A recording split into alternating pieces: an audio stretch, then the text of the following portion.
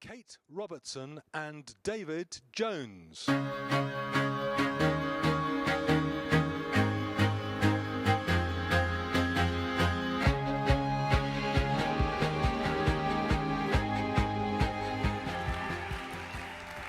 Good morning, everybody. Have you all brought your vuvuzelas? So who thought the vuvuzelas were a really good idea? Put your hand up. And who thought they were a really bad idea? So listen, welcome to this very historic One Young World. It's historic because it's the first time we've ever been outside of the Northern Hemisphere. It's also historic because we know that you guys are going to make this the best ever One Young World.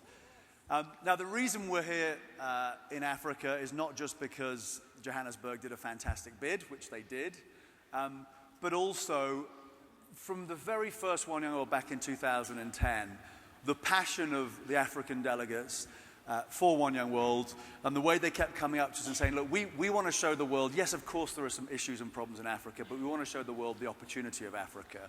Because if people only ever view Africa as a problem, we'll only ever get charity. But if they view it as an opportunity, we'll get investment. And so it's really significant that we're here. I think the other thing that's incredibly significant is, this is a country probably more than any where we've seen the power of one or two great leaders to really drive and effect positive change. And Kate is going to talk about one of those now. Something I want to show you about leadership and something that has inspired me these many years, and I know David feels the same way. And in advance, I want to thank all the people at the BBC who went to such trouble over the last couple of days to get hold of this piece of footage. I think this happened before you were born, but it's our beloved Archbishop Desmond Tutu in the Eastern Cape, where potentially an informer was about to be necklaced, which means killed by a mob. And the Archbishop saved the man's life, which when you think about it is a very hard thing to do. Possibly this man was an informer, and maybe his informing on the revolutionaries had led to the deaths of other people. So this is a phenomenal thing to see. And I would just ask you to look at this particular form of real leadership. And as we said at the very first One Young World, this really is leadership. And I want you to ask yourselves, where will the world find leaders of that caliber? And reach deep down inside yourself and say to yourself, is it me? And we're asking you, is it you? Can we see the film? In South Africa, 13 people have now died in violence in the black townships near Johannesburg in the past week. Feelings were running high among the thousands of mourners who included Bishop Desmond Tutu at today's funeral of some of the victims at Duduza. Bishop Tutu, holder of the Nobel Peace Prize, drove to the townships of the East Rand today with several other church leaders to try to bring peace to this latest focus of violence here. It was yet another day of funerals. 4 more blacks blown apart by hand grenades they'd apparently been preparing to throw at the homes of black policemen. Some came to mourn young men killed in this senseless wave of violence.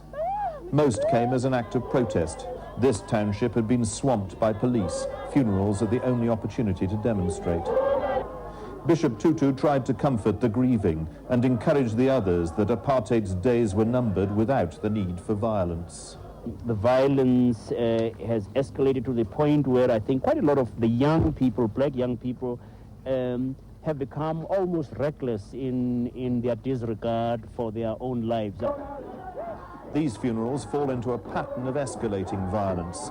As the coffins leave for the grave, the emotions of the crowd boil over. It happened again today. And the police moved in with rubber bullets and live ammunition. The violence is getting steadily worse here. 3 more dead overnight, shot by police. The crowd thought this man was a police informer. He would have died here, kicked to death. But Bishop Tutu saved his life, rushing from his car and pleading with the crowd to leave him alone. They would have listened to no one else. The man was pushed into a car and driven away, injured but alive. His car was turned over by a mob and set on fire as a warning to others who give information to the police. The burials went on as they look set to do for many weeks here on the East Rand, one funeral leading inevitably to another. So an amazing piece of leadership and courage, and we would have loved Archbishop Tutu to be here with us. He's actually in Cape Town, he's celebrating his birthday, but he was not only one of the initial inspirations for One Young World, but when this was only a little idea we had, he very kindly gave us this whole video clip to take to Google Zeitgeist and start talking about it.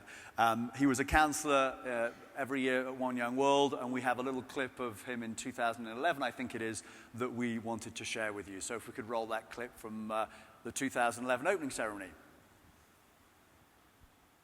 It is such a great privilege for me, an oldie, to be here, to address you. For you know, you might not be aware of it. You are fantastic, amazing creatures. You. It is in your hands. It is in your hands. A better world. A world where there is no hunger. A world where people don't go to bed hungry. A world in which children don't die of preventable disease.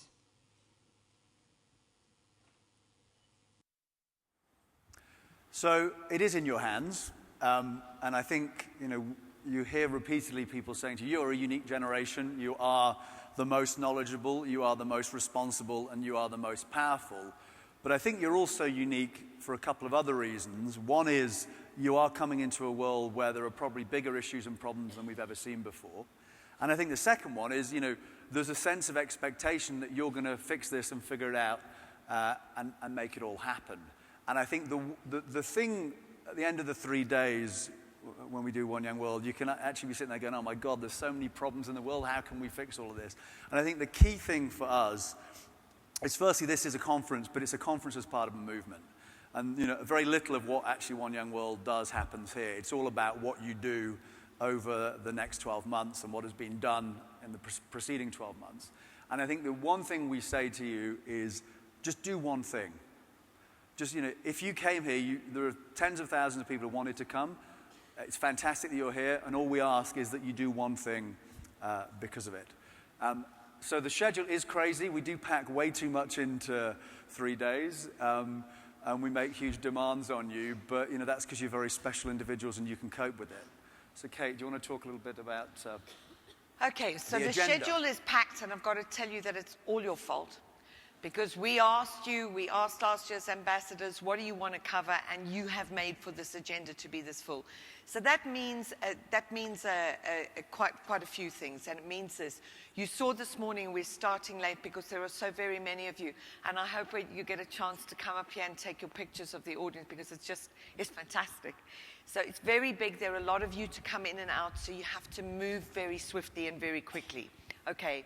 So we've responded to your requests about more direct interaction with the counsellors. Now, you need to understand, and help me and David with this, the counsellors want to interact with you, okay? But what they can't do, especially the very, very famous counsellors, is really get in amongst you and try and spend time with you, because everybody wants their picture taken with them, and we just have unadulterated chaos. So I understand that. But we spend a lot of time urging them not just to make speeches at you, that's at the opening ceremony, but really to take questions and answers, try and think about what you're saying, and those counsellors who were prepared to involve themselves in breakout sessions have done so. So you've got the other big issue beyond this interaction with counsellors, and we really do try to give you as much as we possibly can, is that you all want more time for networking. And we understand that. And the frustrating thing is we only get you together like this probably once a year, once in your lives. and you need to network, and we're taking up your time in here because you've asked to discuss so many things in here. So please understand this need for balance. So a lot of networking stuff to be done. Breakout sessions I'm going to come back to. Do use your time as soon as there's a 2-minute break or a half hour at lunch, talk to each other. Does mean, and I know this is tough, please understand, I know this is tough. When you're out there grabbing a bite to eat, get yourselves back in here because you need it back in here, okay? And as David says, thousands of young leaders all over the world want to be you. You know, I always wanted to be an athlete and be in the Olympics, and somehow I'm not an athlete. But you are that athlete, you're in the room, you need to be in the room for the sake of each other, okay? And trust us, we know that it's tough. We did hear from some of you, some of last year's ambassadors saying, gee, you know, there was too much for me to take in on any one day. We know that, we sympathize, but you're young, you're leaders, you're going to handle it. We've got a number of special sessions. You can sleep when you're old, you know. You've got a number of special sessions which are focused. We try to focus it on your feedback. We try to focus on giving you more sort of a bit of step-by-step guidance and practical advice so you can get stuff done. And after the summit, there's a lot of how-to content we're trying to build on your website. So do go there. Do put in your stuff if you've got lessons for other people. Now, exciting new development. We're trying to launch a series of practical workbooks online. Some of you will have seen the entrepreneur, founder of School for Startups, Doug Richard, building up a how-to series on Google Hangouts. We have lost Doug this year because his mum has just died and he's gone to bury her today in the States. We wish you well, Doug, you're in our thoughts. But do know that there are a lot of opportunities and there will still be breakouts on entrepreneurship. You owe it to yourselves, please, and to one another. Make the most of the opportunities. These opportunities are unique, truly special. So are you, unique and special. Now, tough house rules, okay? So, being on time, not running late, and asking you, please, despite the grand cacophony of noise you had to put up with last night, and you all behaved so beautifully. The delegates were fantastic. There's people going, who are the people all in the middle who are being really well behaved? So that's the 1,300 delegates. That's our guys. Okay, but do ask you, please, do respect each other. Do know there will be people amongst you whose first language is not English. Be respectful. Means listening when other people are speaking, particularly delegates, and also knowing to keep it short. So we have this every single year. When you go to the floor mics to make a comment or a question from the floor, okay, we never have enough time. When we extend those periods to 3/4 of an hour, some of you feel that's too long, okay? If we cut them short, a lot of people get angry they didn't get their chance. The day is not infinite. That's what we have to do. So when you get to the mic, David always says, the deal is to make an impact, make people remember what you said. You've got to speak like a tweet.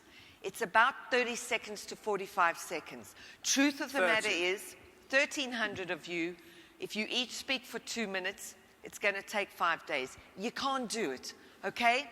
So be relevant, be pertinent. You do not need to take the mic to recite a long list of statistics, okay? So everyone will listen and listen politely, but you've got to be polite on the mic. Don't use more than your due time, okay? Now, if you need to use the restroom, just nip out, grab a drink, and come back, okay?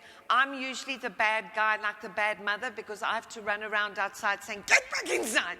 So please, if you're outside, grab your drink, get back in. Now, when you go to the breaks, the network area has been zoned because we're trying to help you. When you get out there, quickly find where you need to be or what you're interested in. It'll help, yeah? They will be changed from time to time because you've got so many subjects and sectors that you want to explore. Each time we go to the break, we'll try and tell you what's available and where you need to go to find it. Pay attention, you may get lost. You'll also see there are YouTube booths in the network area, so you get the chance, get in there, have your say, good or bad, so record your thoughts and feelings. And a word on the phones, you must stay connected. Check out what other people are tuning into at the summit and what they're thinking and saying. But do be sure when you're using your phone, don't get in the way of other people around you and making a big noise. Okay, so put the phones on silent. Do it now. Okay, now the breakouts. Okay, this is a tough one. Okay, everybody wants to have breakouts. We have rammed in as many as we possibly can. You know that quite a few weeks ago, we put these online for you and we said to you, sign up, okay? So it was first come, first served. It has to be that way because the rooms are different sizes and not every room can take absolutely everybody, okay? We had to insist on the cut-off deadlines. We tried to extend things as much as we could, but you do need to know, some of you didn't get the sessions you wanted, okay? That's just because it's first come, first served. However, in the internal breakouts, it may be that you go along to one that you were told you couldn't do, and Kay and the fantastic organizers from Brand Fuel have said sometimes there is a space that you might get. You might not. Don't be grumpy if you can't get in and, oh, I paid to be here. We are sorry. It is first come, first served. We're doing our very, very best. Okay? Now, you can change internal breakouts a little bit, not all of you, try to stick to your schedules, but external breakouts are really special. So this is where we give the host city a chance to show themselves and their story to you, and you will be leaving the convention center, but you need to understand, we are responsible for 1,300 of you, okay? So your external breakouts, if you didn't make your first choice, you have been reallocated to another. And I'm sorry, but external breakouts, you have to go to the one that you are scheduled for. Why? Because you going to that is linked to your bus's departure time. We have your names. When you go there, we know that you are there. We know that you are safe. We know that you are coming back on our buses. And that's absolutely how it has to be. So please understand, huge effort has gone into this detailing. We need you to help, okay? So that's the ones who weren't able to pre-book. I realize that some of you couldn't pre-book and you are not happy. Please, wherever you end up, we are trying to accommodate you. We have tried. Go into whatever session you're in. Put your whole heart in. It will be good whatever happens, okay? We won't be able to say yes to you when there's something there, and we are sorry, but as I say, we're doing our best. Finally, very important, you must make sure whilst you're here that whatever you do in the evenings, and we're keeping you busy till pretty late each evening, a lot of you will want to carry on networking, and I hope you network a lot then, but do remember whatever you do in the evenings, it must not prevent you from tipping up on time the next morning. And I know it's tough. Okay. We've actually got an RFID tag in your badges, so we know where every single one of you is. Okay, here's the difficulty we have. To pack in so much, amazing counselors, fantastic delegate speakers, that schedule each day is like this, okay? So it's not like a boring old conference that you or I might go to somewhere else where you go, the first session until 10 o'clock, I'm not interested in that, I'm not going. No. We need you here because we need you to hear. We need your views on what you're hearing. So in the mornings, your hotels will be chasing you up to get you all here. So I ask you, please, I know it's tough, yeah? But you're leaders. You're not teenagers giving your mama a hard time at home and not getting out of your bed, okay? So follow up on the things that are relevant to you. Do share your experiences. Sign up for all the tools that you can. Build your network. And remember, this is one of the few times in our lives the whole world is in the room, okay? So we've also got a couple of tools which will allow us to find out what it is you think. So everybody should have one of these. This is how you vote. So it's another way of expressing yourselves. Also, we actually managed to make it as a trending topic on Twitter. I think if all of you get tweeting, we should be the number one trending topic on Twitter in Johannesburg and South Africa. So I'd highly encourage you to do that. The main hashtag in general is hashtag OYW. I think they should be appearing seamlessly behind me. So if in doubt, hashtag OYW. And then what we'll also have is for specific sessions, and the plenaries will have the different hashtags. Davey, some of them are saying that they're not actually online. Who is struggling? Okay. Now, it's So at tremendous we won't be being a trending expense. topic on Twitter. At tremendous expense, we put in the biggest Wi-Fi pipe in the world here so that this wouldn't happen. Can I ask Brand Fuel and everybody, yeah? Can this be addressed? Can we If not, just bring your tweets to me on a piece of paper and I'll send them all out. Let's just have a quick play with these. We'll try and sort the Wi-Fi issue out, obviously. But if not, use Hootsuite and program them. We are going to have a look at the handsets and have a little play with these. So if you haven't got one of these, do get one in the break. But this is just a test and a trial run. So let's start with a question to find out where in the world you're all from. So this should be quite straightforward. Press the number on your handset that corresponds to your area. So 1 Africa, 2 North America, 3 South and Central America, 4 North Asia, 5 South Asia, 6 Southeast Asia, 7 Australia, 8 Europe, and 9 the Middle East. We should have some kind of ticking clock countdown. Okay, so we vote. Can we have the Here we go, hang countdown?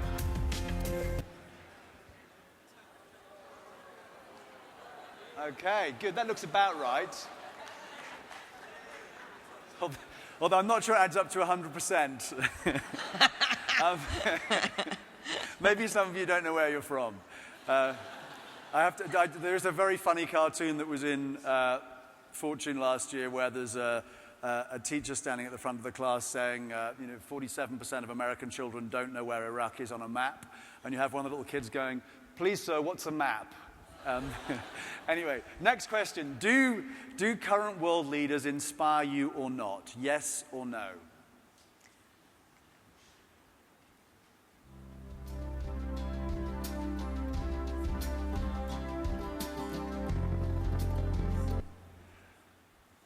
Interesting.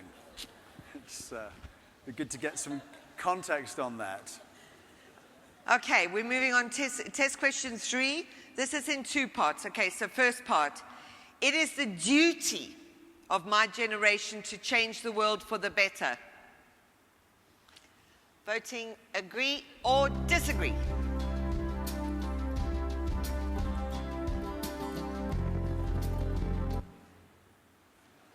Awesome.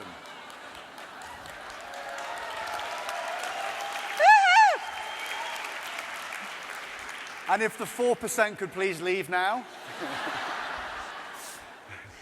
The second part. Does this generation, that's you, yet have the power to change the world?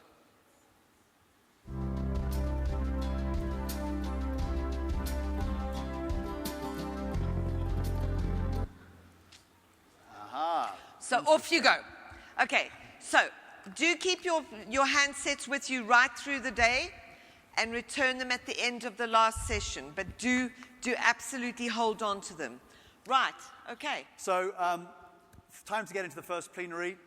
It's all about education, so the hashtag for this is #education. And I think as you all know, this summer a young Pakistani girl called Malala had been shot in the head because she wanted to go to school. And she spoke out about this. She also spoke out at the United Nations. Thankfully, she survived. She spoke out at the United Nations on her 16th birthday. And let me just read to you the words that she said. Let us pick up our books and pens. They are our most powerful weapons. One child, one teacher, one pen, and one book can change the world. Education is the only solution. And what was great and really interesting is that that's something that you agree with. And actually the number one subject that you wanted to put on the agenda was education. I think the percentage was something like, if you can scroll up and show me the percentage, that would be great. It was number one, and the percentage was something like 67%, was it? Or 62% of people wanted education to be a key subject for the whole of One Young World. Okay, slightly more men than women thought that way. In our own poll, we've covered that. Sorry, can you roll? Okay. Access to education is perhaps the single most important factor, judged by you in bringing equality and opportunity to young people everywhere, but lots of people still don't have a basic education. Access isn't the only issue. Fewer than half of the One Young World ambassadors the previous 3 years believe that today's education equips students for future employment. So maybe this is one of the keys to youth unemployment. 87% of you want to see existing educational systems radically improving the way they integrate vocational studies. The delegate speakers in this session approach the challenge of education in a lot of really different ways in response to their different social, cultural, and economic conditions.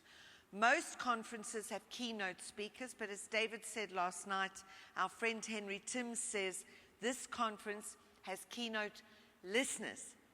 So, we want to tell you about the great group of counsellors who are going to introduce the speakers for this session. David? And now one of the biggest challenges in introducing the counsellors is that I normally look right and they come in left, or I look left and they come in right. So that's just part of the tradition of One Young World. But first up, we have an amazing man. You'll also be hearing from him later today, but you know, the most successful rugby captain in South Africa's history, a great friend of Nelson Mandela's as well, an amazing inspirational leader, Francois Pienaar, World Cup winning rugby captain. Francois.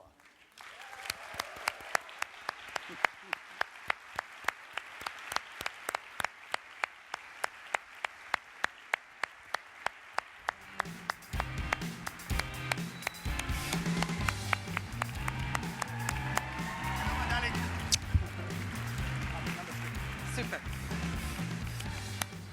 Okay, and here in Africa, a really supreme example of female leadership, the head of Standard Chartered Bank in Africa, Diana Layfield.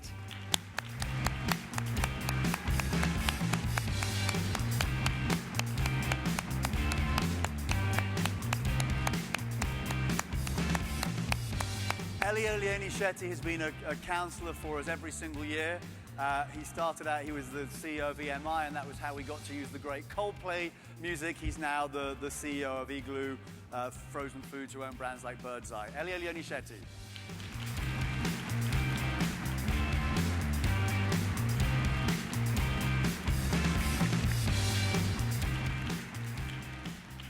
Emmanuel Jal was born into the life of a child soldier and emerged to become one of the great recording artists from Africa. His music is the soundtrack to the film Blood Diamonds, starring Leo DiCaprio. And his We Want Peace campaign raises awareness for justice, equality, and conflict prevention around the world.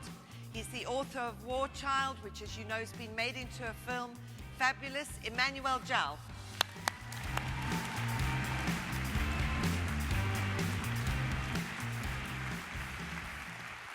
And Johannes Evenblij isn't just the head of Mexico's biggest food company. He's done amazing, groundbreaking work to get healthy nutrition to poor children, to low-income families, and has developed a unique program to tackle undernourishment in Mexico. Johannes.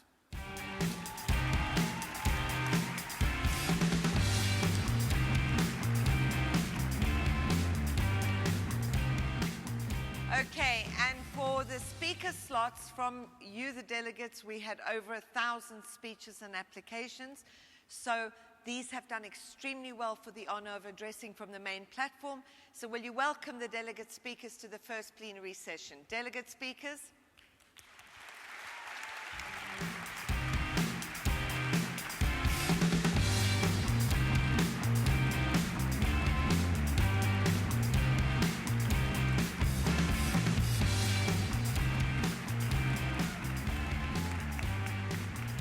So after the delegate speakers have spoken, we'll open up to the floor. The councillors will come down and man the mics. But now, over to you, Johannes. It's working. Good morning, One Young World. Good morning. So let me introduce you to Mohamed Kamara. Mohamed, can you just stand up so we can see you? Mohamed is a very bright young man. He's 22 years old. He comes from Nigeria. He has, his parents are from Guinea. And he comes from an illiterate family. And he was able to go to school because he got some scholarships. And he's now one of the best national debaters in Nigeria. He has set up a foundation to give scholarships, and he's actually now funding about 600 kids in slums. He has very high ambitions. He told me he wants...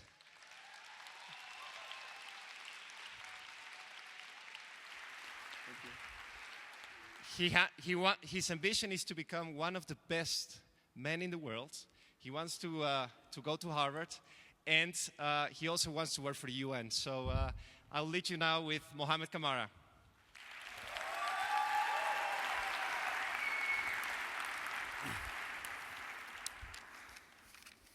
Thank you very much for that wonderful introduction. Good morning, ladies and gentlemen, and everybody watching around the world. I am grateful for the privilege to address this dynamic audience on education. I was born into a world of absolute illiteracy. Neither of my parents had a formal education. I had little hope of one, but motivated by my parents' profound frustration and resulting financial difficulties, I took my studies very seriously. Eventually, I got admitted into University of Lagos on scholarship, emerged national debating and quiz champion in Nigeria, and won a scholarship to attend the prestigious Impact Your World Leadership Academy, graduating top of the class. I tell this story to people living in slums to give them hope and inspire them to educate themselves and end poverty in their generation. However, hope is not a strategy without action. UNESCO estimates 57 million children globally are not in school. 10.5 million of these are Nigerian children, the highest national rate in the world. 1 out of every 5 Nigerian children is out of school, and most of them live in slums. 1 billion people worldwide live in slums, and the UN estimates this will double by 2030. Over 65% are children below 15 years who may never have an opportunity to go to school. Something needs to be done. I work with an organization called Slum to School Africa, founded by a friend, Otto Orandam, in 2012, and run by young, vibrant volunteers. Our mission is to bring hope to disadvantaged children living in slums and try to solve the educational challenges in Nigeria. So far, Slum to School Africa has successfully sponsored over 600 disadvantaged and vulnerable children to attend schools with donations from individuals and private companies. A hungry child will not go to school. Neither will a sick child. So we provide materials these children need: food, books, sandals, uniforms, treated insecticide nets, and other relief materials. We use social media platforms for advocacy campaigns to create awareness about the challenges people living in the slums are facing. We also use social media for crowdsourcing to raise funds from individuals and private companies. In August 2013, 17 volunteers made a difficult journey across rivers and swamps to an island unknown to most locals, even in Nigeria. The aim was to renovate rural schools on the outskirts of Lagos State, Nigeria. There were significant risks, but we braved these odds because of compassion. We traveled on water for 2 hours without life jackets because of compassion. We walked in swamps for another 45 minutes because of compassion. And because of compassion, we lived with the people for 3 days, struggling but determined to rebuild their schools. The biggest challenge, however, was that the people were so remote, so disconnected from the world, they did not value education. People resisted because their children fish. They asked, how would we eat if the children go to school? It was unfortunate. But ultimately, we were able to persuade them using success stories of children from similar backgrounds who rose to become great teachers, scientists, doctors, politicians, entrepreneurs, and so on. And I used my personal story as well. Ultimately, we were able to rebuild the schools, but more importantly, enroll an additional 200 children into the schools.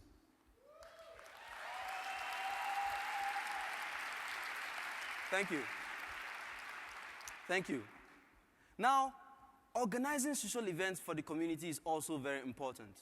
like the Christmas party or the Children's Day funfair, because this strategically helps to keep the parents on board so that the children keep going to schools. We also visit the communities on a regular basis where people bring gifts for the children and their parents.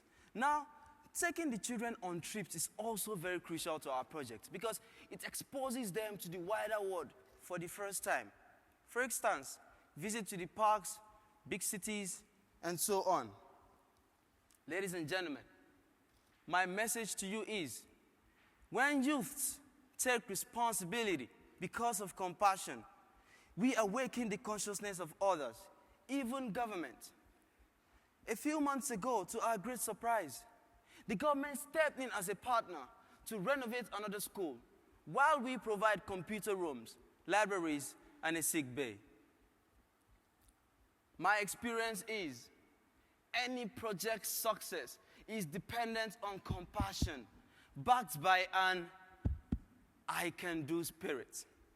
Our volunteer group is small, but we have helped over 600 children from slums to schools within just 1 year, and we have influenced governments to get involved. No matter how small, youth-driven activities can advance education and can change the world. Remember, 57 million children globally are not in school. Their educational future lies with us. So let us do something. Let us act swiftly. Because change happens when you make it happen. Thank you and God bless you. Thank you. Yes, absolutely.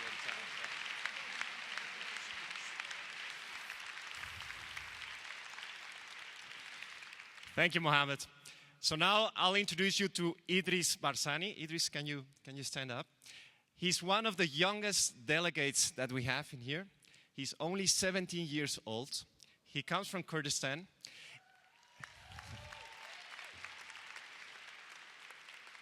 And on his own, he has created a charity that now encompasses 32 projects in 4 countries and around 8 general themes that include education, poverty, women, for example. And he's really behind solving education in the world and reducing poverty. So I'll leave you now with Idris.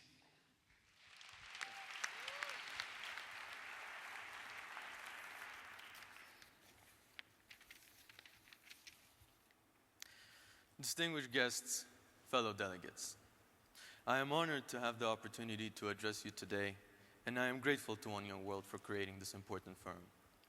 I would like to address the topic of education on the setting in which children learn, specifically cases in which conflict impedes learning. As you may know, the Kurdistan region of Iraq suffered horrible atrocities under the regime of Saddam Hussein. Fortunately, in the last decade, Kurdistan has achieved a measure of peace, stability, and prosperity. We have had to rebuild nearly everything. This includes the entire educational structure, from school buildings to textbooks and curricula. I know many delegates at this conference live in post-conflict societies. I refer to the Balkans, parts of Central and West Africa, and other areas. And I hope we use the summit to discuss post-conflict development as it relates to education and opportunities for youth.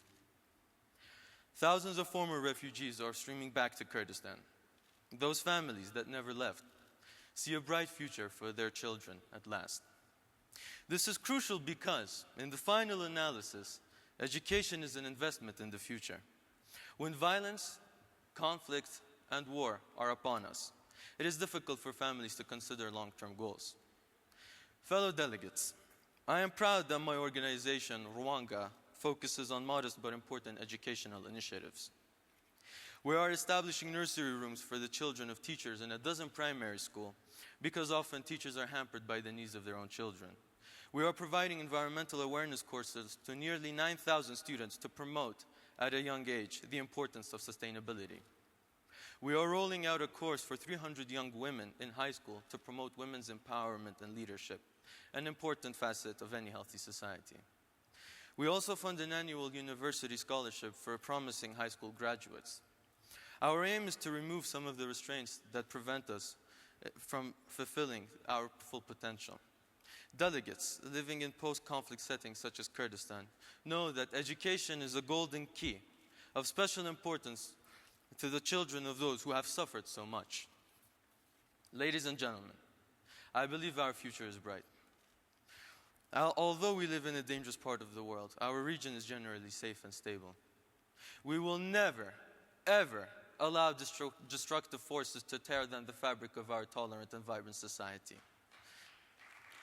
Thank you. Thank you. The fact that we focus on education and long-term progress is a testament to this reality itself. Across the border in Syria, the situation is dire. I am enormously proud of the Kurdistan regional government and of our citizens for their generosity and goodwill in supporting more than 250,000 Syrian refugees. Thank you. The Syrian conflict, seen through the eyes of a child, is tragic for two reasons. Firstly, children suffer from the difficult living conditions and the fear of violence. Secondly, the urgency of survival makes it impossible for parents to concentrate on their children's education. This is a familiar experience for families in Kurdistan, and that is why refugees have been greeted with overwhelming support. Our charity is one of many reaching out to children in their refugee camps.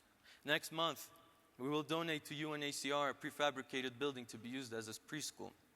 A refugee camp is not the optimal place for a school, but we must ensure that the futures of young refugees are not sacrificed because of the violence which they have been exposed to.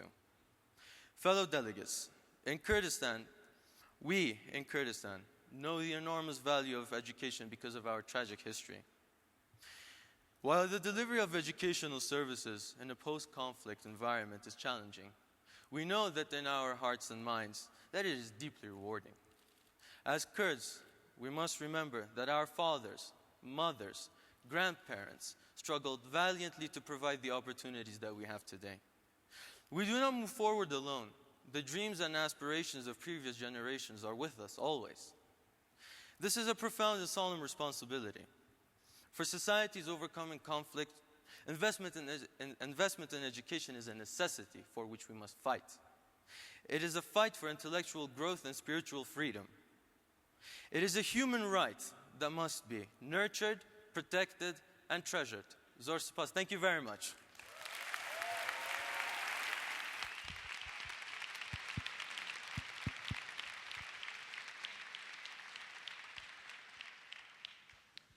Ladies and gentlemen, our next speaker is a truly remarkable woman. She is a passionate believer in education and has achieved some remarkable things. She comes from Mali, where less than 2% of girls go to university. And in Mali, she's not only faced the challenges of how to extend education to the poor and to the unenfranchised, but why and whether that should be done for girls. She's overcome a huge range of challenges and obstacles. She founded an organization called Les Filles Unies pour l'Éducation, or Schoolgirls Unite. She founded it aged only 18 in 2004, and she's now president of the organization. This organization provides scholarships to 64 girls in Mali to educate girl children. She's written a book, which the title I love, How to Change the World Through Education. And most recently, she's also founded another organization called Girls for the Advancement of IT, training girls who've not been able to go to school in technology and skills. She's a remarkable lady. I give you Bintu Samoru.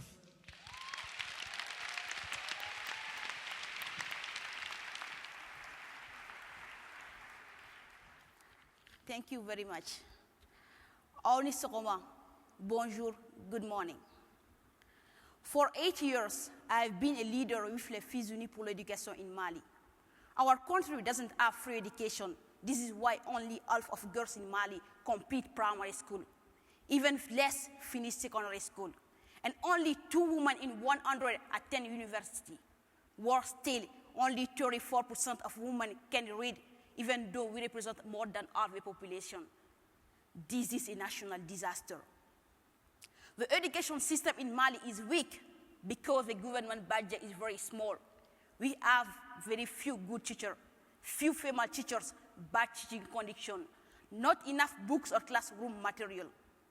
We need to work with village elders, our government, and world leaders to address this basic right to education.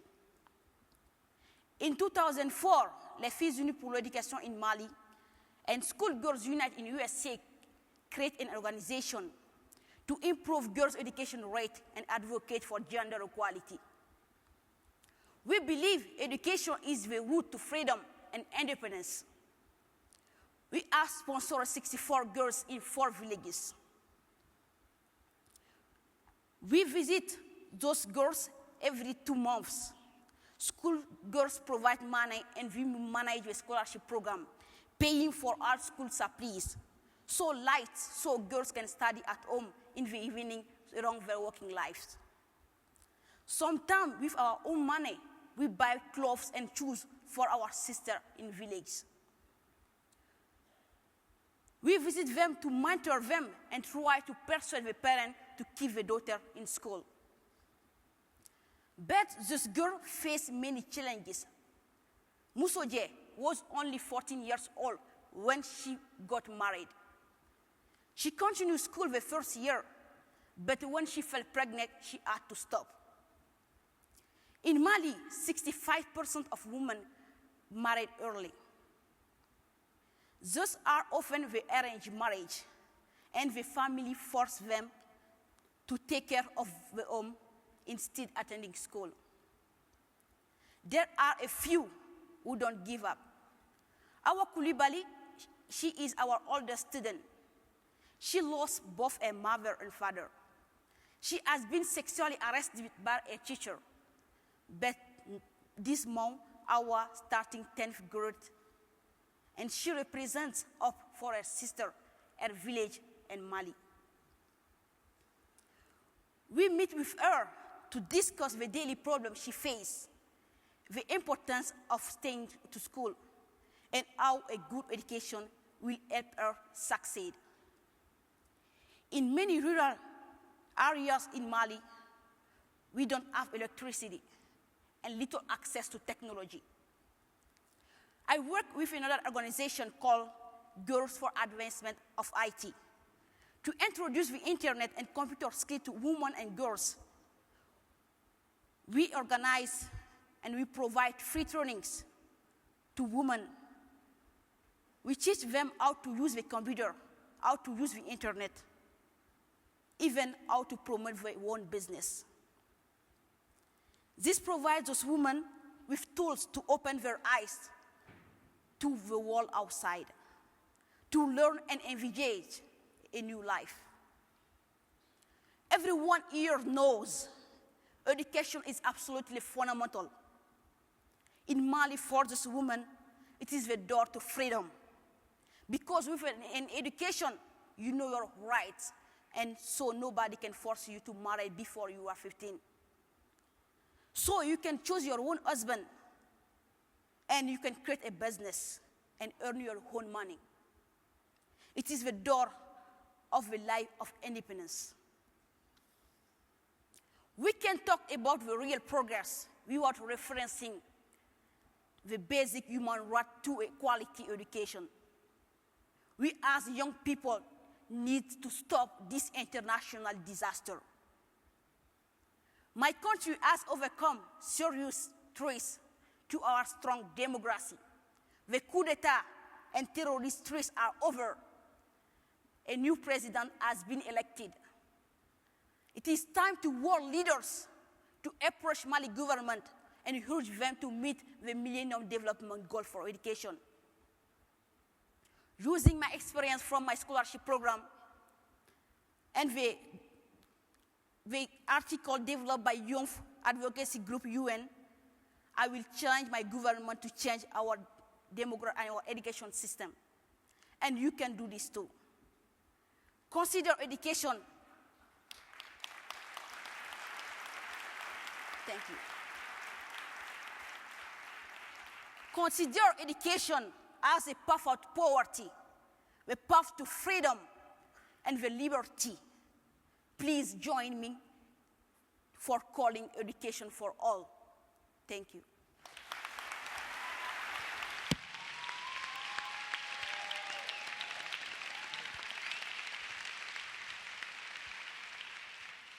Good morning, young ladies and gentlemen. It gives me a great pleasure to introduce your next speaker here this morning.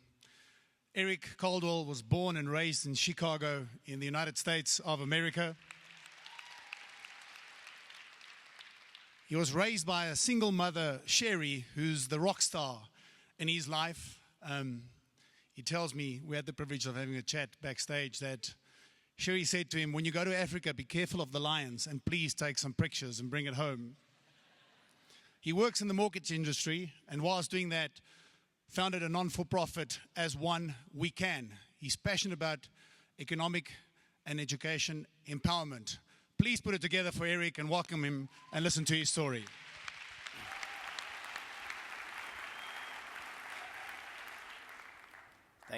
Thank you for that. When I was 7 years old, I jumped into a swimming pool, not having learned to swim, and quickly felt myself drowning. And it was at that point where I began to feel like I was not going to survive. Fortunately for me, a stranger pulled me out of the water and saved my life. Unfortunately, I would feel that same sensation of drowning several years later in the Chicago public school system. When I reached high school, I began to notice a great disparity between the high school I attended and high schools outside my local community. With outdated textbooks, outdated technology, and an overall disengaged atmosphere, my motivation suffered and my grades failed. In my neighborhood, all we could expect to become was a blue-collar worker, a fast food clerk, a store cashier, all things that do not require a higher education. But I was lucky. Another stranger saved me from drowning. I met a teacher who challenged me mentally and pushed me to explore different avenues in life. He taught me about the financial markets, the stock market, the housing market, and their effect on the economy.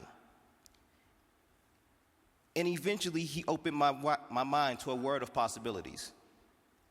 I would then enter the world of finance, resulting in the mortgage professional you see here today, something I could not have envisioned without his help. In America, as well as other countries across the world, many people do not have smartphones, computers, or access to the internet. Those who come from impoverished areas like certain parts of my hometown, Chicago, are greatly disadvantaged. They cannot reach their full potential and are excluded from a great deal of opportunities simply because they do not know what lies beyond their own existence. Having experienced this firsthand, 2 friends and I started a nonprofit organization called As One We Can.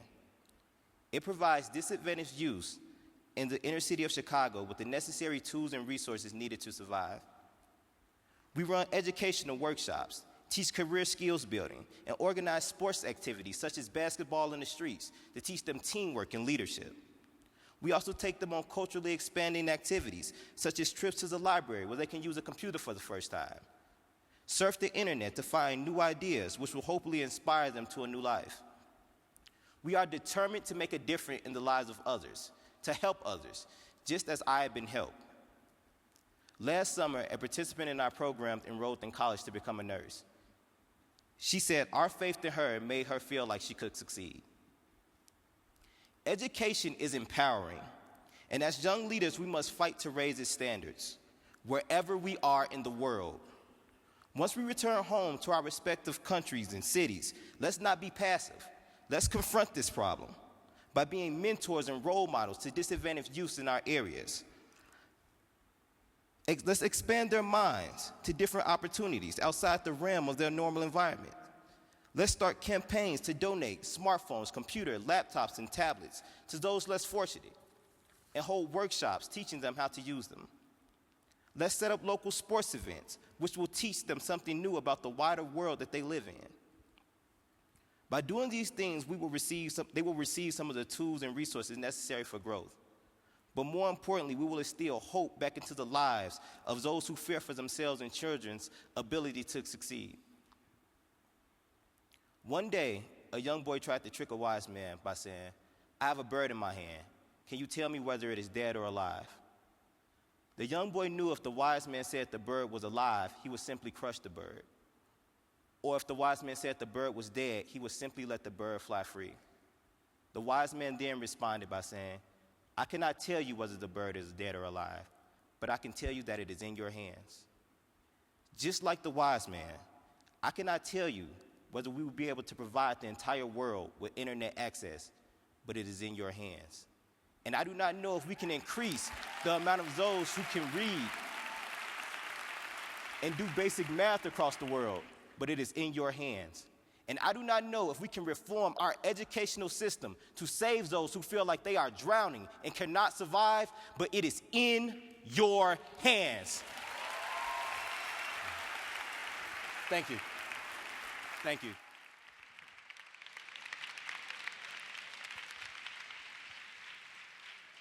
What an inspiring bunch. I think that we have heard about education, we've heard about equality, we've heard about in Africa, we heard about in the US, and it is my pleasure to introduce somebody who has recognized another meaningful hurdle that is the reason, actually, why we're all here today and we can speak to each other, which is the capacity to communicate in another language.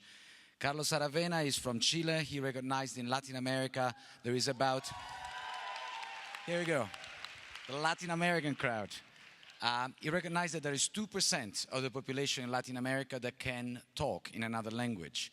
And he has done something about it. He was at university studying agronomy and he decided to follow his entrepreneurial spirit. He founded a social business called Políglota and he's going to tell us everything about it. Carlos.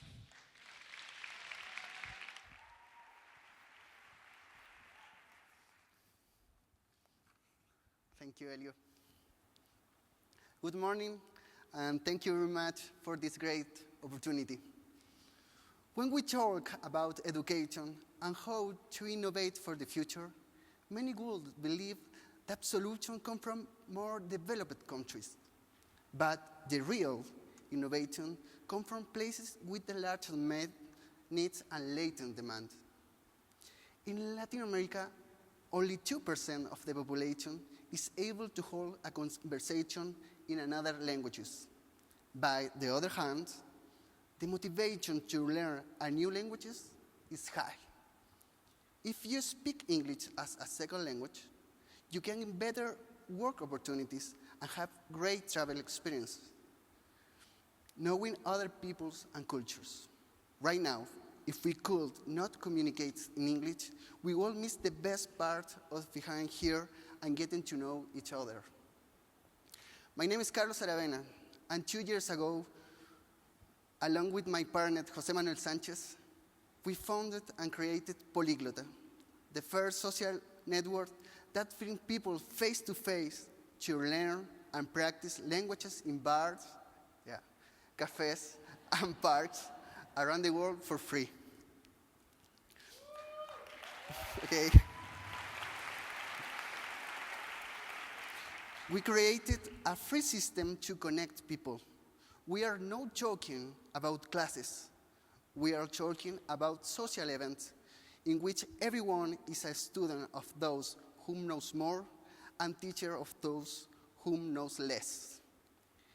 In this new communication system, people get together, cooperate with each other, and share ideas. And it's very easy to participate.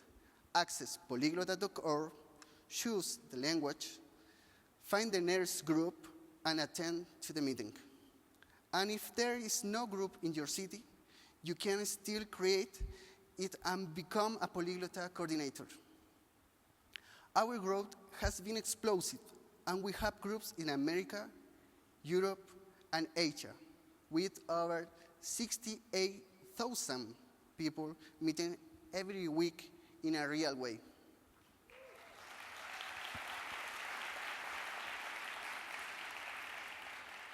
Our Políglota groups are meeting in cities as spectacular as Tokyo, to cities as small and rural as San Javier in Chile, a village that has only one English teacher for an entire town. And we also run inclusive groups such as sign languages or native languages meeting, such as Quechua in Peru or Mapudungun in Chile. We believe the best learning experiences are meaningful and collaborative, and that happen when people learn together with others. You don't need to be an expert. Look at me. I am not an expert in English. You just need to share with passion. There are millions of ways to generate disruptive innovation to democratize knowledge. And this is how we can build a more human, free, and fair world. As Young World Ambassadors, we know the need of our country, and we are not alone. There are millions of people willing to share knowledge and create equal opportunities. So, why not help them if we have the tool for that? I invite you, as leader, to create new communities, a network based on different topics such as entrepreneurship, arts, math, or anything you can imagine. The world is eager to share what they know, and is also waiting to continue learning. Thank you very much.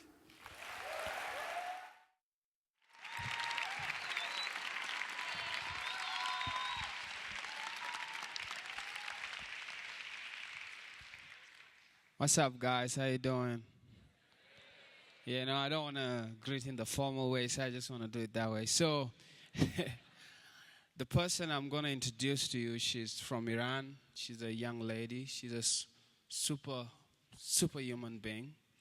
She's born in the 80s. I'm not going to say her age, because ladies, you don't say their age. So, when I was introduced to her, I learned a lot from her, and I'm actually inspired. When I heard all these young people speaking, it's actually a sign of hope that people are out there doing something. And I believe in everything that they're saying. Any country that does not put education first, that country is leading to a dead end. So these guys are the hope. So this young lady here, she has come with a good idea by creating creative, innovative, sustainable ways to allow education to be accessed by people freely, globally. So what she says is, while we are building schools, we can use technology to allow people to access skills and knowledge. So I want you guys to give a nice wululu. Yeah? All right, everybody give it.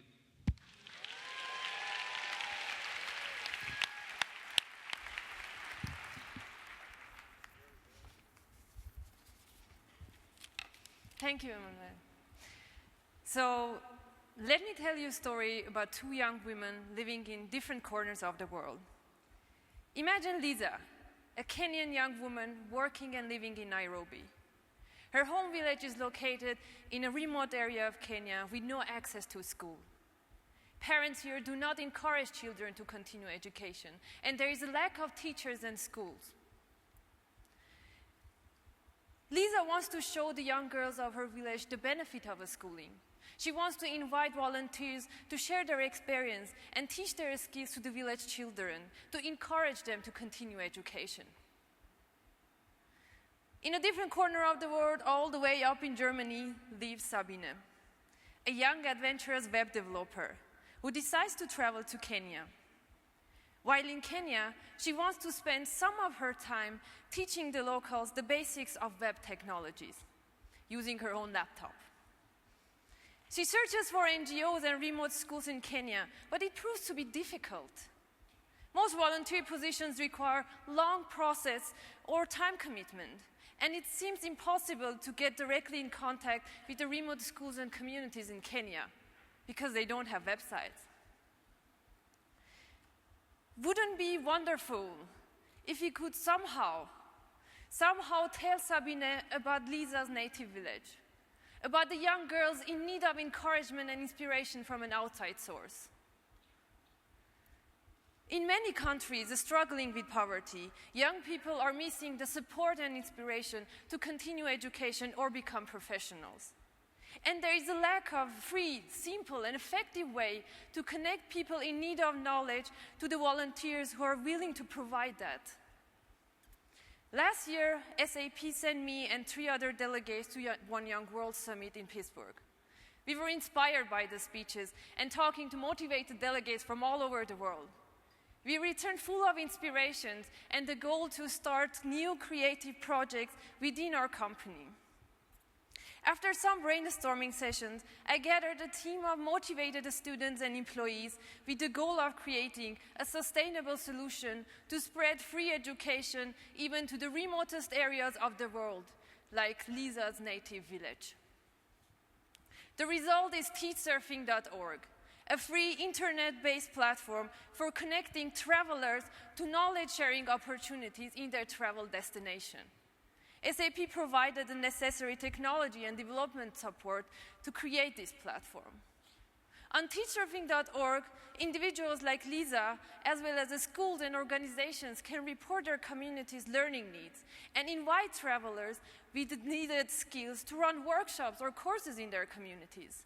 Any travelers like Sabine, like you, all of you here in South Africa, you can enter your set of skills from languages, from computer management to sports, cooking, singing, and art into the website and find volunteer teaching opportunities at your travel destination. You can also explore Teachsurfing featured map and find new travel destinations based on specific voluntarily teaching opportunities. By connecting to travelers, local will get the network and learn the skills that will help them to find jobs or inspire them to continue education. In return, the traveler will get a unique social cultural experience, while their knowledge will remain and continue to grow in the local community. Teachers in remote areas can be taught the basic skills, like using computer and internet, which they can then pass on to their students. This direct connection eliminates the middleman and need for funding. So all this for free in a mutual inspirational arrangement. So we do not need to wait for the schools to be built. We are empowered to share our skills and knowledge already today as a result of growing global mobility and the internet. The Teachsurfing platform will be live within 2 months from now. So please submit your email address already today in our website, and we will notify you as soon as we go live. If you're a local aware of your community's learning needs, or if you're a traveler traveling to new destination, become a teach surfer and join us in creating a free, worldwide knowledge and culture sharing platform. Thank you. So Francois, if you can go down to the back mic there, Elio, the back mic there. Emmanuel, do you want to come down there? Okay. Diana, do you want to come with this mic here? Congratulations, Delegate Speakers, where you remain on the stage whilst we go to the floor. So this is the moment we ask the councillors, 4 of them, to go to the floor to man the mics, okay? So we have a hard stop later in the morning because we're crossing live to London to talk to Jamie Oliver, and I know you want to do that. We will take 5 comments or questions at each of the microphone stands. 5 only at each of the stands. So if you go to where Francois is, who's on the front here, see Diana over there, Elio over there. Okay, we're ready to go. Elio, you have someone at your mic. Are you ready to go? No? Okay, so if you want to speak, go to the mic. We can get 5 in per mic. Normally there's a huge rush to the mic stands, and now there isn't. Crispian from South Africa. Good morning, everyone. It's a privilege to be here. I'm from Sasol, and I co-founded a company called Advantage Learning Technologies in South Africa. South Africa faces a huge shortage of teachers, and from the speakers, I can see that it's a worldwide issue. There's a mindset that those who cannot do teach, and our primary aims in life are careers other than teaching. In South Africa, we need to uplift the profile of teaching so that more people aspire to be teachers. And really, my question is, how do we go about doing that?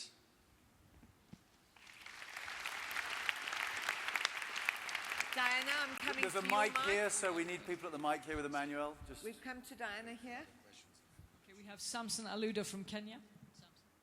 Thank you. I'm Samson from Kenya. I also run charity education. And maybe a challenge with the current education is to do with the curriculum. I'm asking the counselors and the young people, how can we create a relevant curriculum whereby, like our system is 8-4-4. You spend like 16 years in school and sometimes it's not that relevant. So how can we help to create a relevant curriculum? Thank you.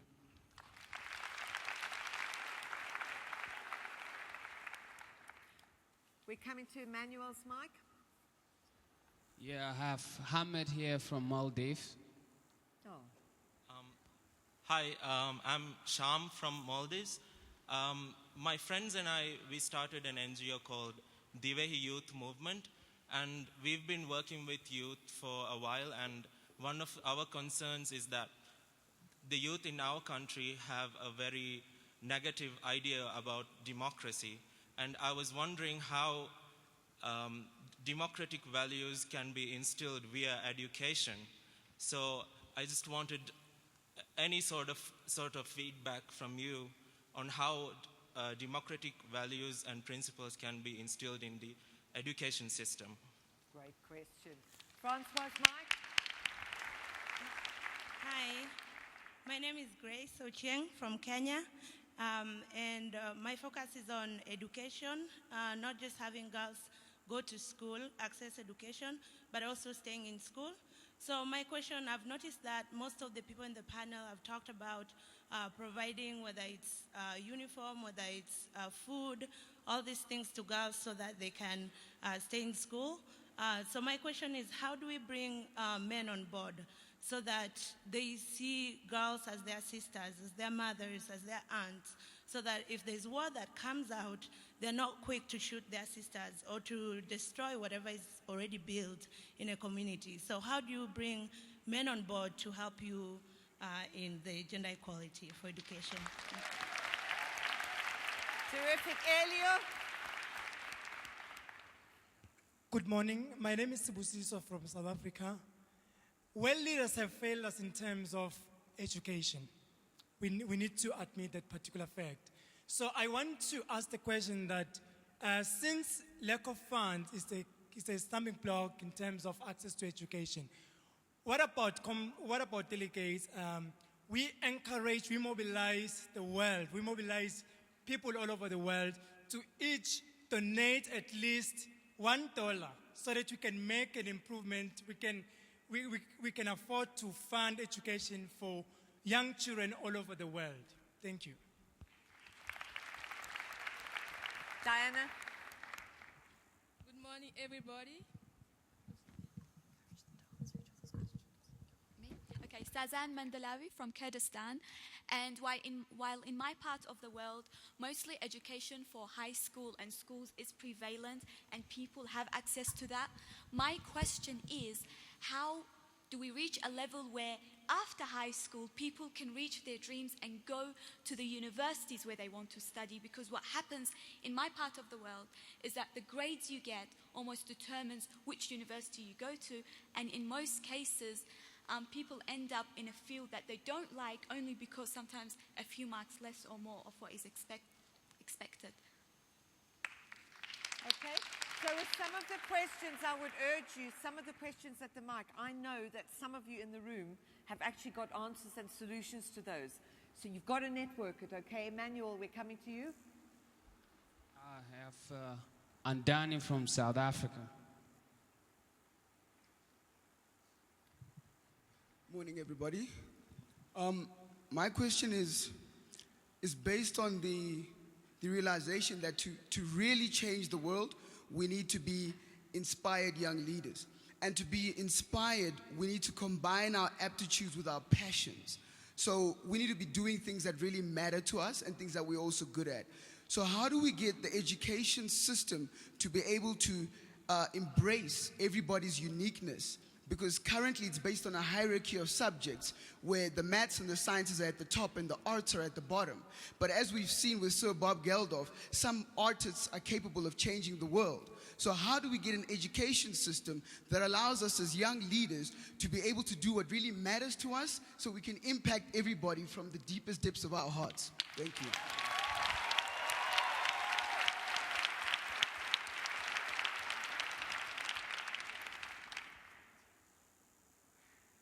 Francois? Hi, I'm Kathleen Kenward from the United Kingdom. I work with a program called the Girls Education Challenge, and what we've heard this morning is that it is a challenge. We have people from all around the world facing all different contexts and barriers to education, and this is a call to action to share the lessons that are learned and what works in your country and what can be transferred or replicated elsewhere. Because without these lessons and sharing across the network with 190 countries in this room, we'll just get a standstill. So this is a call to action for everyone here to share your lessons and get the evidence out there for solutions that work in education. Elio. Okay, we with you? Yes. Good morning, everybody. I'm Nasifatu from Togo. So I want to share an experience about women education. For example, myself, I said, I'm preparing my second PhD, and some young people say, oh, you're a woman, you don't need so many PhDs. And I said, I'm learning German, and they said, oh, you're a woman, you don't have to speak so many languages.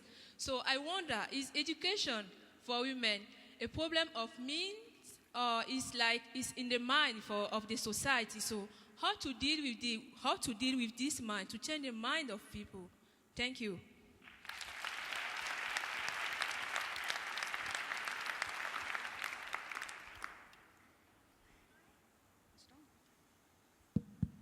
Hi, my name is Vashti from South Africa. I founded an NGO called Tahuti Institute.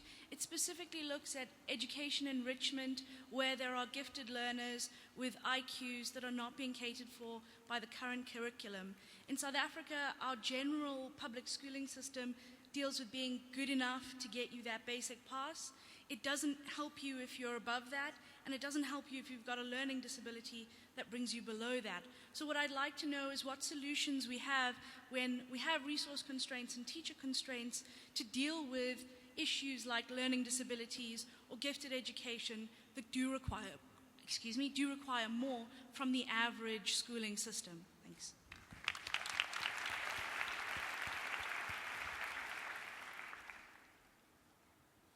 I have Iksani here from United Kingdom. I've had the benefit of having a fantastic education all over the world.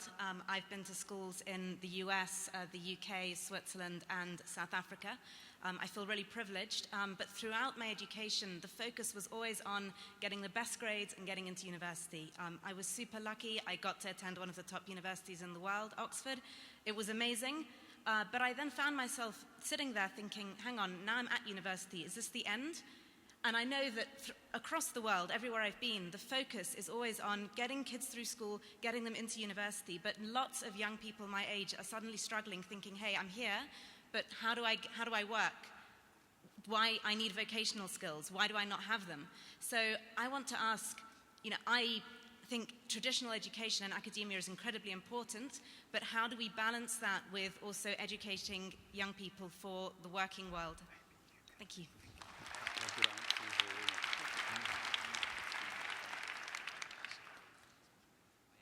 Moses Mara on Facebook. I am the national coordinator, One Young World chapter in Sierra Leone. We are working on education. We provide school materials, computers, and other things to less privileged children, street children from deprived communities. I'm here today just to inspire others. I like the word compassion and passion. The future of this world belongs to those who believe in the power of their dreams to make this world a better place. We are all citizens of the world, and we belong to the same human race. Together we can achieve this dream. I'm here today to network with others because the street children in my country is an alarming problem, and people are suffering. We need to network. We need to connect one another and work to achieve our dreams and aspirations. Thank you all. Yes.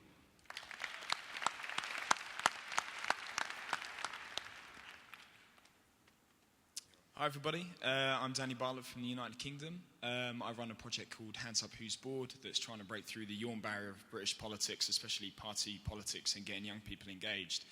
My question would be, regardless of a government's agenda, how you teach young people to be completely impartial and democratic citizens and making and contributing to societies through teaching democratic skills, again, regardless of a government's agenda. So I was especially a question for Carlos, how you use kind of digital means to do that and to empower young people without sort of the government getting involved in political literacy. So that would be my question.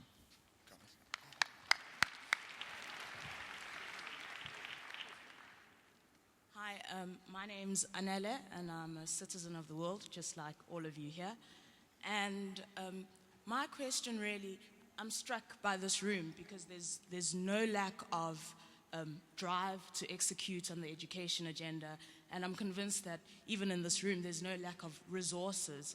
But how do we take the people we're trying to empower, how do we take everybody along with us for the journey? You know, there was a tale about an island in Nigeria where you got there and there seemed to be lack of interest. For me, last night, the very loud vuvuzelas were significant of the fact that we didn't manage to bring everybody along to the journey. They were there, but they didn't understand why they were there. So how do we get everybody plugged in? And that's what I want to talk to everyone about, just in the breakout sessions, and get your views on how do we, as leaders, take everyone along with us for the journey?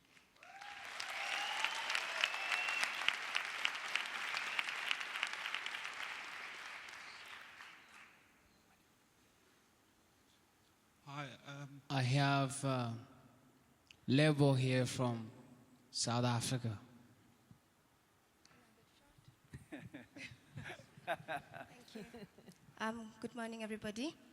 My name is Lebo, and I'm coming from the Northwest Province in South Africa, and I'm a founder of a victim empowerment programs that supports abused women and children, addressing gender-based violence and domestic violence. Mine is more of a comment on the presentation that was done by Binto, where she spoke about the project of Girls for the Advancement of IT. We've just recently been sponsored by the National Lottery Distribution Trust Fund to establish an e-learning center for women and girls that are residing in the farming areas of Brits and Okasi. And I would like to reach out to you for support and mentorship, because I think that your input can actually assist us in ensuring that the project becomes sustainable in the long run, and that more and more people, especially within the forgotten areas such as the farming communities and the previously disadvantaged individuals, are empowered and capacitated going forward. Thank you.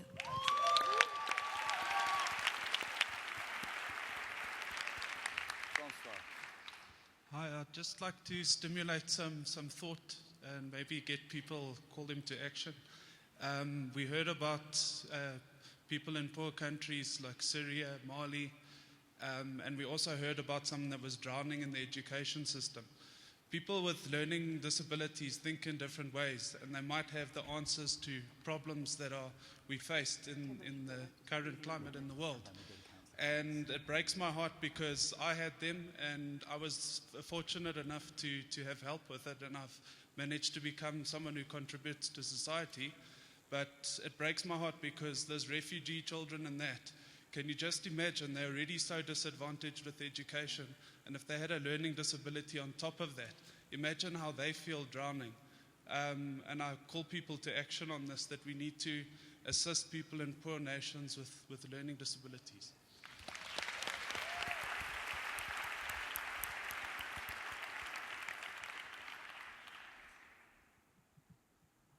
Good morning, everyone. I'm Widobo Henley from Indonesia. What happens in my country right now, we are facing a very problematic situation and even create a traumatic situation where a survey shows us that we, bachelor degree students or high school students, contribute the most unemployment to the situation in our country. My question is, this is even making worse, where globalization, crisis, the high expensive of education make us contribute this unemployment. My big question is, first, how education today can help us to make all students can in terms of being independent and how they can survive by themselves. And second, how in this traumatic situation where young people don't want to go for the education anymore because they contribute the most unemployment in my country and the most part of countries, how can education motivate them to go to education, because education is everything. Thank you.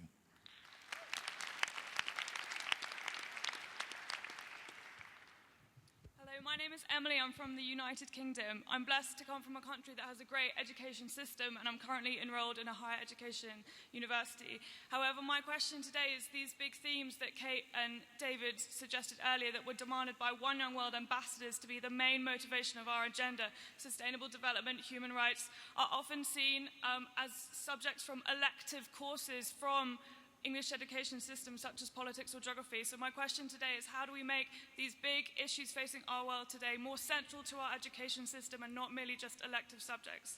Thank you.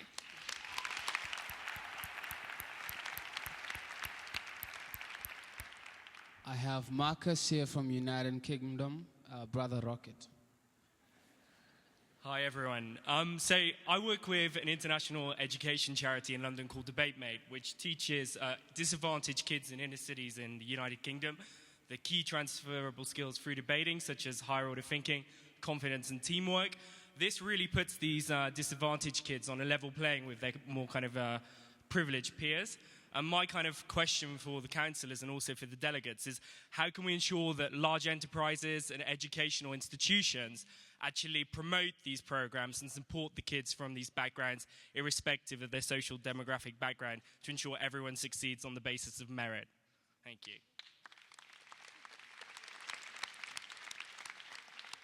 Hello, One Young World. I'm Nunu Diana from South Sudan. I am so passionate to hear the speech from the delegates from Mali and Nigeria, given the fact that in my country, we still lag behind in education, especially the girl child education. And I hope that the experiences that I've had from all the delegates, I will take them into considerations and put in my country's development. Thank you very much. How fantastic to have a delegate from South Sudan. Amazing. Elio. Salam and good morning to all of you. I'm Kharida Faruqi from Pakistan, and I'm a journalist here. I feel proud to introduce myself, coming from a land where we have women like Benazir Bhutto, Fatima Bhutto, one of the councillors here, and from the land of Malala, you all know about very well. But I also feel sad and feel guilty to come from a land where children, especially girls, are still abused, beaten, harassed, and even shot at just for the desire of education. So it's amazing, it's wonderful to have such an international conference where we are discussing problems related to education, having brainstorming sessions on that. But my question is, how can we turn these talks into actions when we leave from here after 3 days? Can we arrange a universal fund for education from this universal platform where we all can contribute a penny, a dollar, a rupee, or whatever that is in your at your country's currency? Because, and especially for education of children and girl children, because they say when you educate a man, you educate one person. But when you educate a woman, you educate the whole family. Thank you.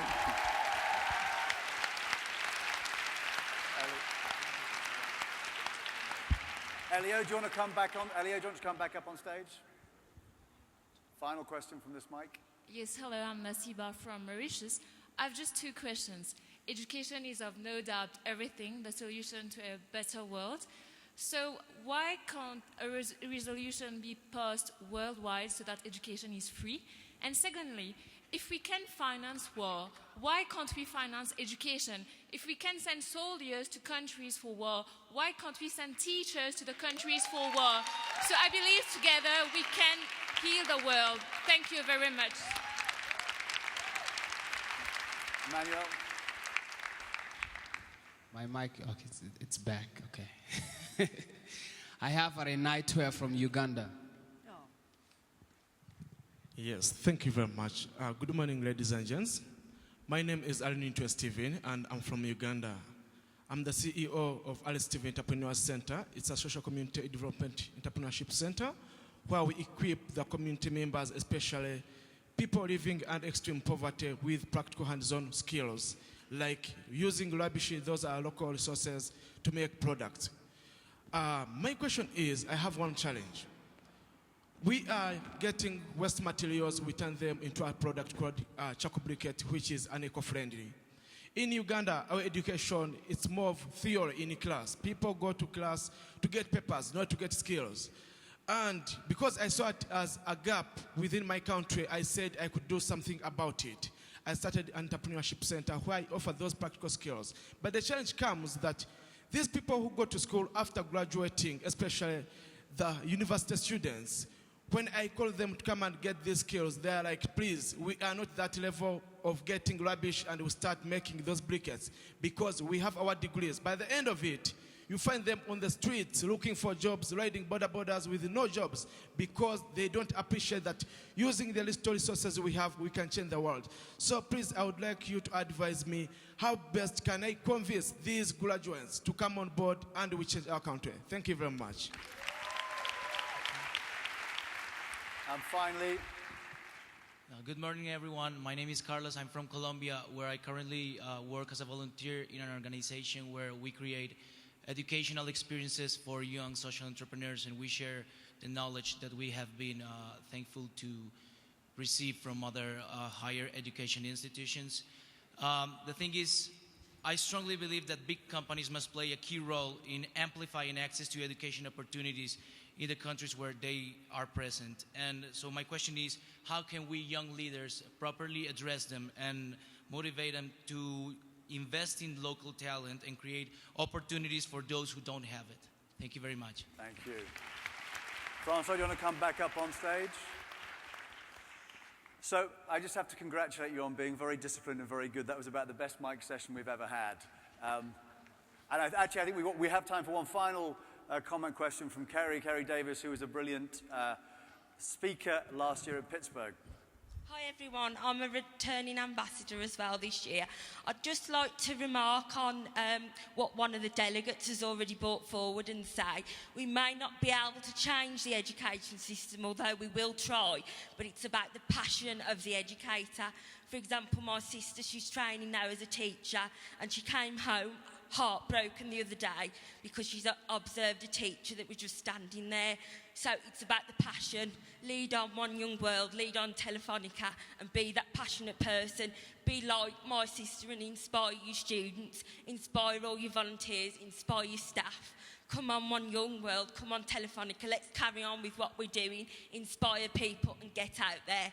Be like my sister and make a difference to your students. Don't just stand there. Great. Emmanuel, do you want to come back? So we've got about 10 minutes for comments or answering any of those questions. Do you want to start at the end with you, Johannes? Thank you, Dave. So, yeah, a couple of thoughts as I was hearing you. First, really energized by the 6 people that have really given an example of some of the things that we can actually do. And I was thinking that the way, and from really ages back, education has reflected the view of how society thinks that we should develop as human beings. So in that sense, and really hearing about women not having access to education, it's really because the society and all of us really don't believe that women are worth investing. So that's a true and fundamental belief that we need to change. And around that, it really reflects the view that everybody has on who should we invest in, how should we develop them, and it's really about getting people to have full access to their potential. Somebody was saying that we should allow people just to reach whatever they aspire in life, and I think it's a fundamental change now in terms of democratizing this access to education that we should be having. And I think it's more around, and you were saying it, it's really in our hands, and really as young leaders, we should be able to get these democratic values into education, having access to everybody, and have this belief that in terms of freedom of really achieving what everybody wants to have and giving everybody that opportunity, that's, I believe, the first change that we should be aspiring to as human beings. And if we start with that little bit, I believe a lot of change is going to happen. Great, thank you. Diana. I just have two observations. I think the first is that I feel humbled to be on a stage with the delegates we have today. I think they and you have shown extraordinary courage, entrepreneurialism, and above all, leadership.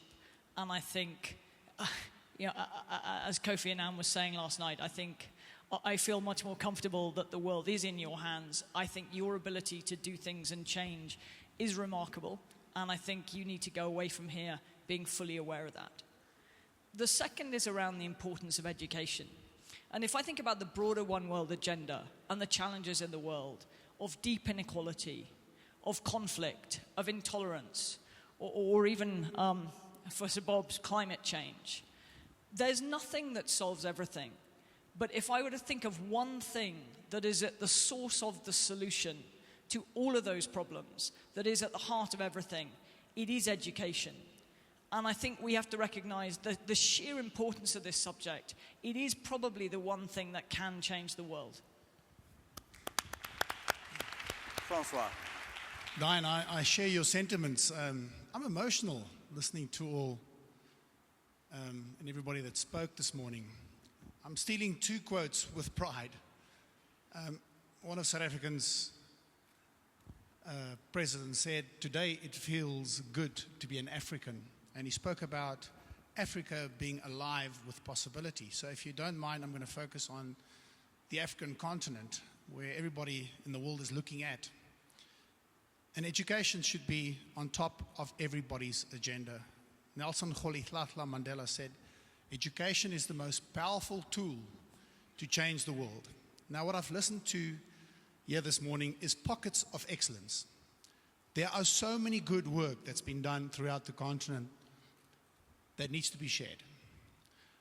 Let me tell you a story. I know of a bunch of friends that found out about a bright young man that didn't have any money. They clubbed together and they helped him. He will be graduating an engineering degree at Harvard next year. They gave him a break. Now, there are so many bright kids in Africa that need a break. In every village, in every town, and in inner cities, there are bright kids. They need a break. Now, the call to action today, there's pockets of excellence. I wish I remember the lady's name that said, "So what are we going to do about it?"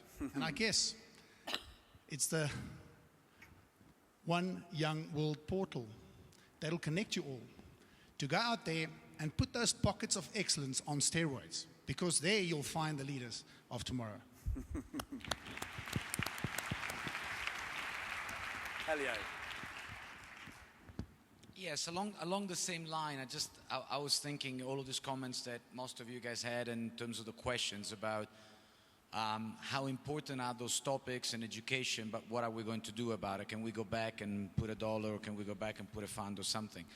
Now, one idea, clearly is to use this platform more, to use it actively in between the various meetings that we have to do and move the things, forward. Another one is that you're all here, delegates of somebody, either a company or an institution, and whoever sent you here has a clear soft spot, has a clear sensitivity for the topics that are being discussed. So when you go back to your company, to your institution, to your government, to your family, to your group of friends, to whoever it is that sponsored your presence here, do something about motivating that environment of which you're part, because that's another amplifier. One Young World puts it on steroids. Maybe the companies to which you belong can put a little bit more of an amplifier effect, and it is through the networks and it is through this power of communications and networking that you can actually move more things than just your own energy, which is already fantastic and very powerful, but it is the collection of individual energies, and if you can just put it in within the context of an already sensitized, if you want, organization, then you might make things even bigger and even faster. Emmanuel. Well, what I would just like to say is most of us here knows what we should do. And that's why we are all here. I take this place as a place that we're all coming to drink water, to energize ourselves, and go back to the marathon to win that goal we want to achieve. The truth is, if I look, I want to go more personal. I'm here today because a British aid worker, a young lady, smuggled me when I was 13 as a child soldier. My gun was taken off. She smuggled me to Kenya. She didn't have money. She had nothing. But she worked with friends and put me in school. And as a result of that individual person of one person acting, I am here on the global stage. And I took that legacy. And I say, like, it's possible to create change without money. A lot of people think you need money, or sometimes you need a bit of more education. When you're passionate, when you need something, and you're emotionally intelligent, you'll do something. If you go to the ghettos, you go all over the world, there are people we don't know here who are really making change in their communities, and they're making things happen. When I was in Kenya, what happened is we used to wash people's cars, toilets, and without asking me a question, Emmanuel, why are you doing this? Saying, I'm doing this because the little money you give us, we're going to put somebody in school. And sometimes we're lucky and we find somebody who owns a school, and they'll give a scholarship to a lot of young people. And so we all believe that education is the way to make our world better. But I want to give you guys, the truth is, education is power. If you're educated, you're enlightened, you fend for yourself, and you can protect yourself from being manipulated. And because education is power, there are people who control it because they don't want it to be accessed easily by everybody, because there's going to be a lot of competition. So it's up to us to try to break that barrier. And if you go to United Kingdom, yes, you'll find the schools is available, and some schools are not as better as the private schools. So now we all want to make education accessible to the world. I believe it's possible. We can make it happen, and we have all the answers. And a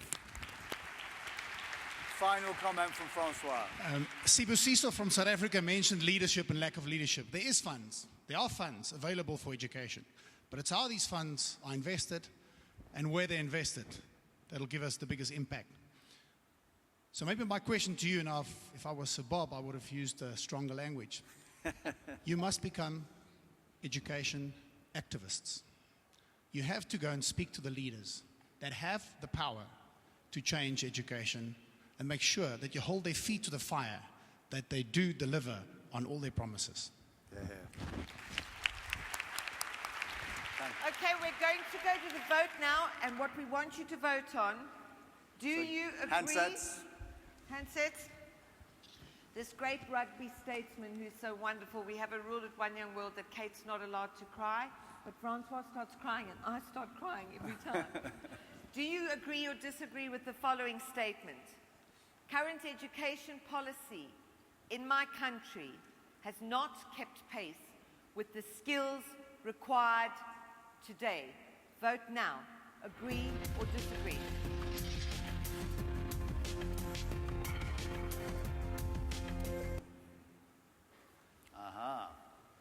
So basically... Okay. Policy not keeping pace with the skills you need. To Francois' point, go to government and tell them this. There are a lot of journalists in the room. Statement from One Young World, education policy is not keeping pace with the skills we need today. And there are lots of big elections around the world. Most countries are very concerned about getting the vote of young people. If young people make politicians aware that this is very important, they will take notice. Okay, next question, one more. Education policy makers should publicly show how consultation with young people has influenced their decisions. Agree or disagree? Vote now.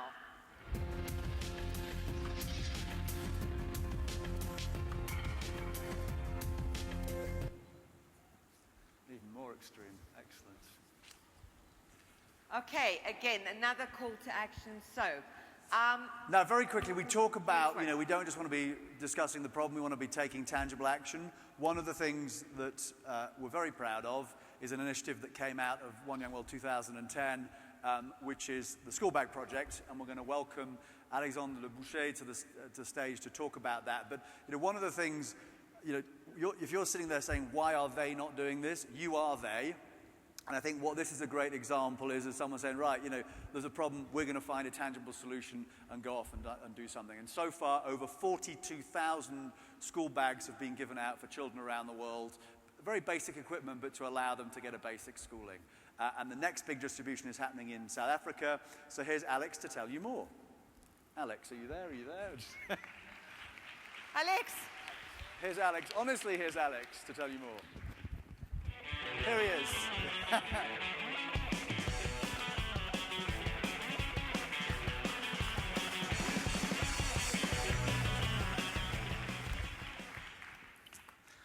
Hi everyone, so I'm here to talk to you about a non-profit organization called the School Bag, who was created 3 years ago by a group of One Young World ambassadors just after the earthquake in Haiti.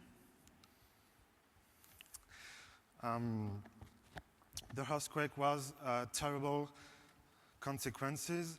More than 38,000 students were killed, 4,000 schools were completely destroyed, as well as the Ministry of Education.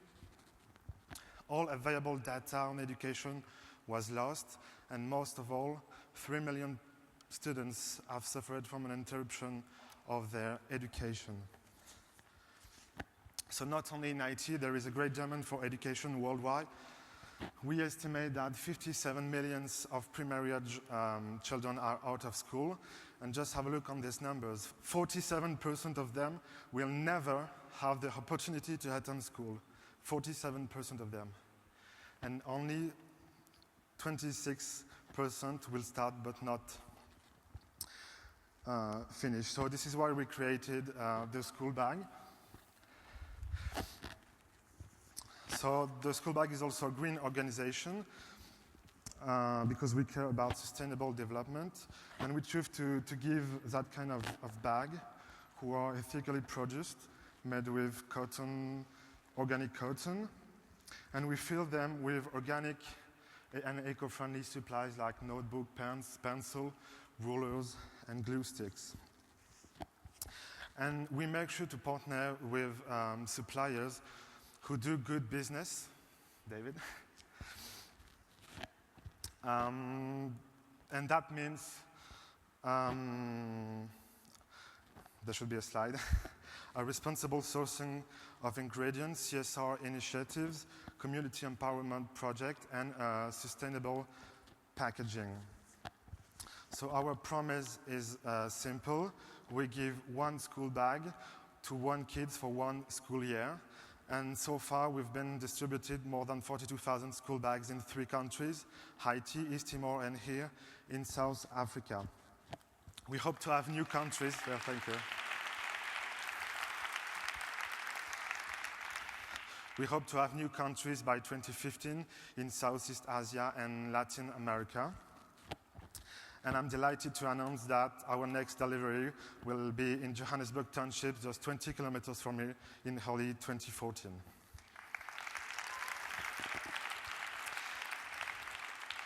So the reason I'm here, guys, today, is because we want to ask you to leave a message to the kids, and we will print this message on the bags and then give out the bags to the kids. So you can do that on going to our website, www.theschoolbag.org. Here is a screenshot of the homepage. Just click on the One Young World flag and then leave your message. As we're working in Francophone countries, the website is available in English and French, and you could, if you want, leave a message in French. So that was a quick presentation. Thank you so much. And if you want to come and see me afterwards, I have a nice T-shirt. Thank you, guys.